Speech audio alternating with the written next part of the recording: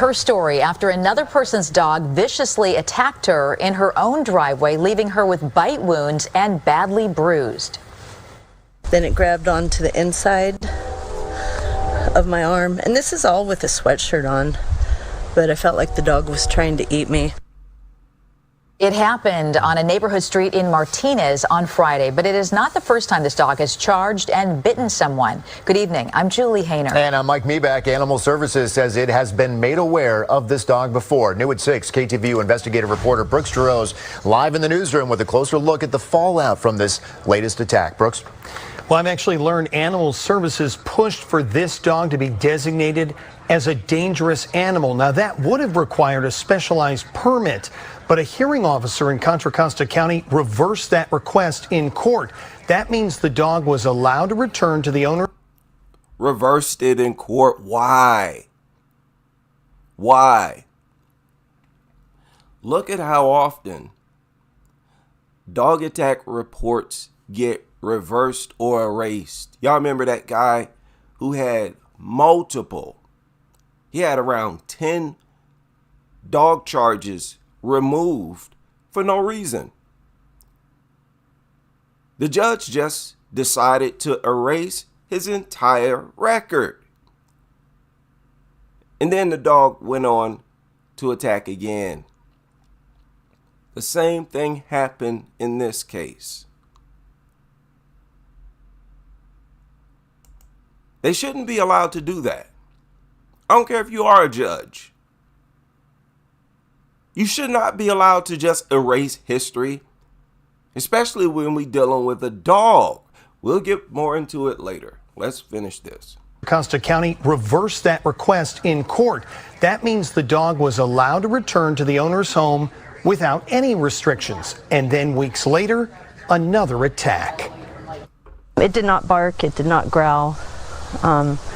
It just honed in on me and started coming at me. An unprovoked dog attack in her own driveway in Martinez. This woman, who doesn't want to be identified, says she's been fearful of the neighbor's pit bull that lunged at her once before. The first time I was able to get away. This time the dog pulled and she was like water skiing, sliding with the dog up my driveway, which is super steep. She says the dog slipped out of its collar and bit through her sweatshirt, then clamped down on her arm. I felt like the dog was trying to eat me. Tackled, bit in the leg and on the face. She says the owner did nothing. I was yelling, get your dog off me. I screamed when the dog got me on the ground. So she was lucky. It looked like her sweatshirt saved her. Otherwise, the injuries would have been a lot worse. They would have deeply punctured her skin. She says people see injuries like that and they get misled. Okay? They start to think that that's what all dog bites supposed to look like. Oh, it's just a scratch. She told you she had on a sweatshirt. So it was most definitely working to protect her. Me.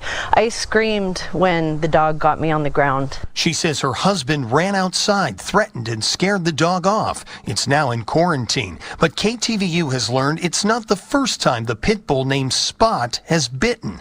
Records show in late August, a homeless man suffered punctures, scratches, and a laceration after Spot got loose. Contra Costa County Animal Services was tasked with investigating. How often does this happen? Daily, unfortunately. Well, she said that as if to offer it as an excuse as to why they just don't respond to some calls. If you get several every day, then you need to staff your department to deal with them. Police departments, I'm sure, get several calls a day. They got to answer to them. If there's 20 robberies, well, they just not going to show up. They have to respond to them. What makes y'all any different? Y'all just worthless. Just people who answer the phone, who come out when they feel like it. estimating roughly 20 calls a day for aggressive dogs. The county has a dangerous animals ordinance. If a dog, when unprovoked, bites or causes an injury, it can be designated as a potentially dangerous animal. And if it causes severe injury or death, designated as a dangerous animal. Both require a paid permit and strict rules. You hear how dumb that is?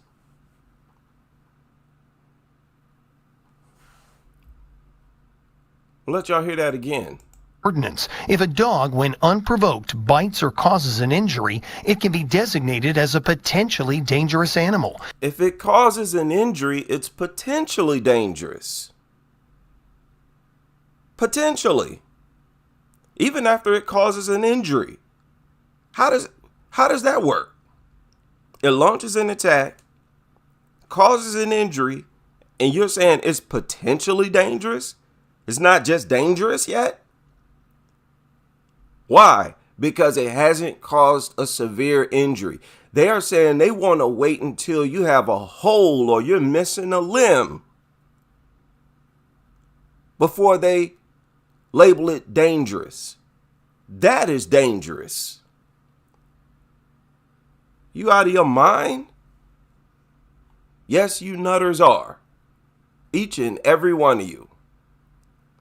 You lunatics. Potentially dangerous. Y'all got some nerve. It can be designated as a potentially dangerous animal. And if it causes severe injury or death, designated as a dangerous. Has to kill somebody before it's labeled dangerous, which means let them continue. Dangerous animal. Both require a paid permit and. You see that? Even after it causes a fatality, it can just be called dangerous and be allowed to live. Strict rules. Data shows 100.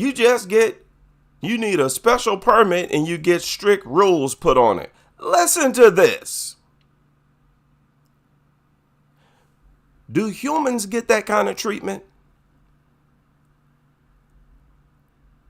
Laws like this assume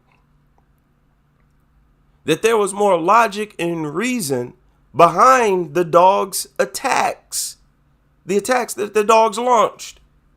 These laws assume that stupid, brainless dogs, that there was more logic and reason behind the attack. Why do I say that?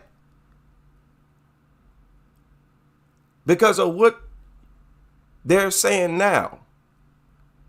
They're assuming that someone provoked the attack. That's the whole premise behind the law. If it hasn't shown aggression before, they assume someone provoked it. Require a paid permit and strict rules. Data shows 100 animals have those designations countywide. So for a potentially dangerous animal, it must have a muzzle, it must have a big red tag, and there's posting on your door in the front of your home that says a potentially dangerous animal lives here. For dangerous animals, they're not even allowed off the owner's property and must be secured. In both cases, the dog is allowed to return home. I get that neighbors may not like living next to someone like that, or bite victims may not like that dog has a second chance. We get that a lot too. But the reality is that the process is in place. Yeah, the process is in place. People to go through it and see whether they want to maintain that animal at their home. In other words, the law is what it is, and it's up to the owner as to what gets done. The problem is the law being what it is. What type of lunatic nutter creates a law like that? Again, when we don't even deal with humans like this. Want to maintain that animal at their home. That process began for Spot. He was designated a dangerous dog by Animal Services, but documents show that decision was reversed in court. The hearing officer believes Spot may have actually been provoked by the homeless man. Just like I said. Just like I just mentioned. They assumed that it was provoked, so they reversed the dangerous, potentially dangerous designation. They assume there's more logic and reason behind the attacks that dogs launch. You let me go out and delete someone's toddler. You think they're going to say, oh, well, looks like you've never done this before. Go on home. You're not even going to be arrested. Just you be more careful going forward, all right, buddy? You think they would say that to me or any one of us? We go out just randomly delete someone. It don't even have to be someone's youngster, but it's even more of a crime if you just randomly go out and attack a defenseless citizen. So let's say I did that. Just like these dogs have and been allowed to live. They're not going to offer that type of consideration or treatment to a person. These laws put dogs above us. These are the exact laws that put dogs above us. Even dog lovers should be against this. You really come off as a real sick group of people when none of you speak against this. Like, hey, having a dog is cool and everything. You know, they're cool pets. But these laws are crazy. Why does a dog... After the first attack, they used to be euthanized after the first... No questions asked. That's how it used to be. So you can see how early on in this nuttery culture, they had more common sense. And later on became greedy. I'll give it a second chance. It was probably provoked. And at that point, putting dogs above people. And when you got laws like that, people, it shapes your mentality. It shapes your mind. You actually start to look at dogs as if they're superior. That's why so many dog lovers do. And that's why so many people who might not be fans of dogs still respect them as rightful citizens and they deserve all the laws they get. Like, stop it. It's coming from these laws, these pro-nutter laws. It allowed the 1-year-old pit to live here on Saxon Street without restrictions until this latest attack. Without restriction. Man, you gotta be kidding me. I blame the dog and I blame the owners because they should control the dog. If they know it's aggressive towards other people, they need to have control of it. Spot has been impounded and since been declared a potentially dangerous animal under the... What? After the second attack, do you hear that? Boy, what did you say? People, they need to have control of it. Spot has been impounded and since been declared a potentially dangerous animal under the county ordinance. Friday's attack is still under investigation. Potentially dangerous. Why? Because the judge removed the first strike. So now he has to start back from square one according to the law. After the second attack, it's now only potentially dangerous. See how this con works? Boy, now see, here's the thing. I know a lot of my critics, people who, are against my platform and maybe other people's platform. Y'all think we get on here and just talk about something. Y'all just find something to talk about, you dog haters. But videos like this serve as an attack against these laws. Because it starts with spreading awareness and getting people talking about it, obviously. Because if enough people are against it, what are they going to do? When the whole nation is against these laws, they're going to have to change them. But before dog culture critics, nobody's even talking about them. Nobody talking about laws like this except for the victims, the actual victims who go through it and realize how ridiculous it is only after they go through it. That's how it is with most people. They don't know about these laws until they actually go through it, or they're real close to someone else who went through it. Now, all dog laws are not the same. For example, in Ohio, there is no potentially dangerous dog. You have to check the laws in your state.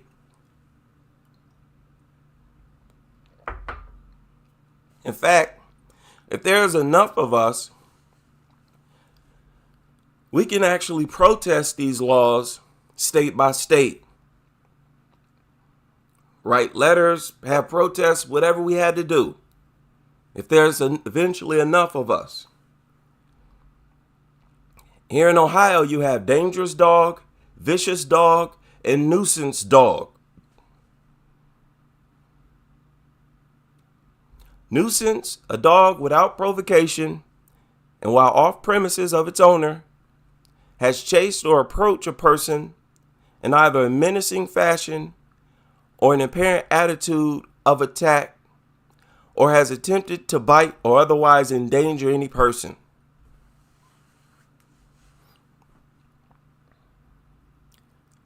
Now, I don't know about y'all, but a dog that behaves like that should be euthanized. Shout out to my thumbnail. A dog that behaves like that needs to be euthanized.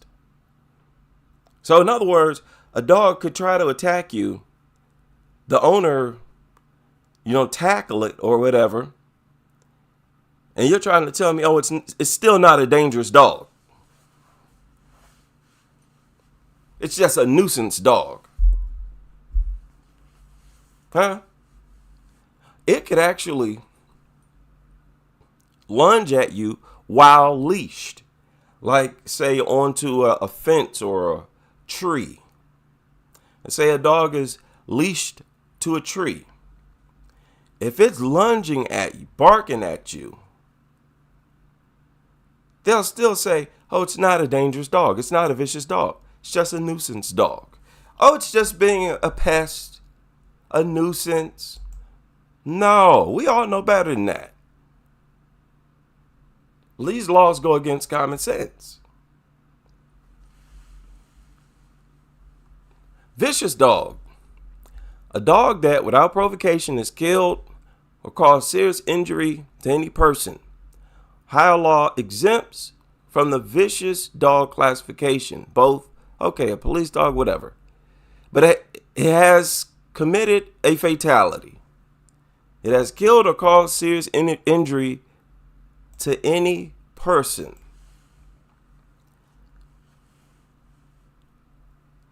But a dog that has killed or caused injury while committing a trespass is still not euthanized. They have to get to the final stage before they're euthanized. And sometimes they still won't be euthanized. What type of insane laws are these? Are you crazy? Now, these are the laws you just heard them go over in that news report. Potentially dangerous, and a dog can be suspected of being dangerous.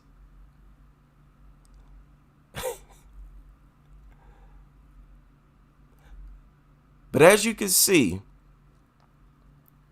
a dog may be designated potentially dangerous if it bites, attacks a person without, unprovoked. And that's crazy. That is insane. But it doesn't get euthanized.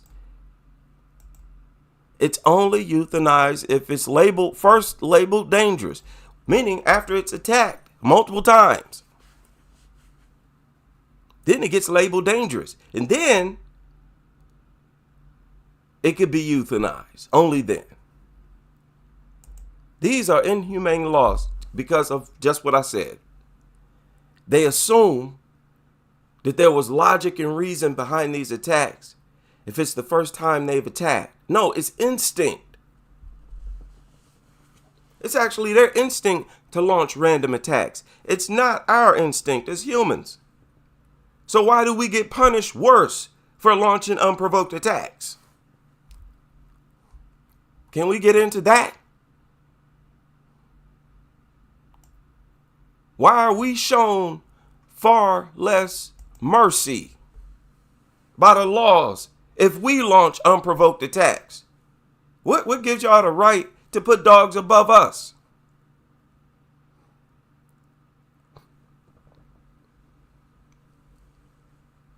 Some of these dogs have been bred to do exactly that, to see something and attack. They have a burning desire to delete. And even worse, their brains release feel-good chemicals when they're attacking someone. Ours don't.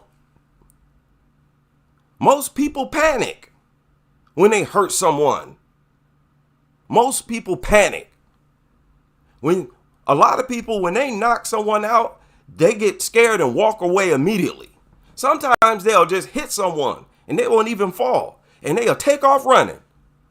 That's what dudes usually do. Some of the hardest acting dudes, if they ever get in a fight, they'll throw a punch, and if they land, they're going to take off running because they don't want you to beat them up. Many people just show mercy. Knock somebody out, okay? I'm not going to continue to attack you. We're the ones that, by instinct, show mercy. And most people it won't even end in an actual fight. With most people, they'll just yell and bicker, and we're the ones who got logic and reason, not the stupid dog. But they're saying right to your face, they assume the homeless man provoked the dog. So, more logic and reason behind the dog's attack at our expense. So, these laws require that humans are put on a lower level beneath the dog. You probably provoked it. And they did this with a full-blown adult. Remember, it's law with those 13 and under. That's basically law. Y'all can forget about it. When someone 13 and under is attacked, it's always assumed they did something to provoke it because their laws is in line with the behaviorists saying that. And it's more likely that nothing happens to them. Nothing happens to the dogs after those types of attacks. That attacks against the most attacked demographic is where the dogs get the most leniency, the most mercy, privileges to attack and delete. Dog culture is sick. Y'all deserve, these people who find my channel say, oh, I can't believe somebody made a channel about this. Oh, you made a whole channel about hating dogs. Are you kidding? Not one of you can convince me that dogs in general are not problematic for society. Are you crazy? I tell you what, leave statements like that. Don't ever try to actually prove that. That dogs, don't ever try to, you can go ahead if you want to. Try to prove that dogs are not a problem in society. Prove that what I'm saying and talking about is not a problem. Knock yourself out. Shout out to all of you able to join me for this live stream. And I hope you can join me on the next as we continue with this crusade.